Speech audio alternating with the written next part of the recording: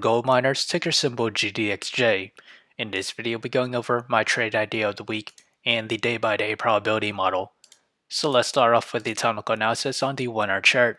We remain in positive MACD, we did see it converge, and we did bounce right off the 100 moving average, this orange line currently at the price of $53.81. As we extend that to the 4 hour chart, we still remain in positive MACD. As we extend that further to the daily chart, we still remain in positive MACD and approaching to overbought levels with the RSI. As with the trade idea, my position size is less than 1% of my portfolio. My long entry is at $48.97, and that is this range here. My sell target is at $56.38, and my stop loss is at $47.12.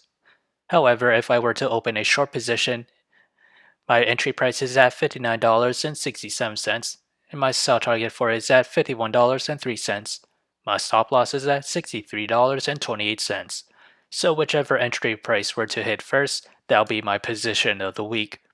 So how did I develop these trade ideas? It all comes from the day-by-day probability model, which is available in the link below, so do check it out.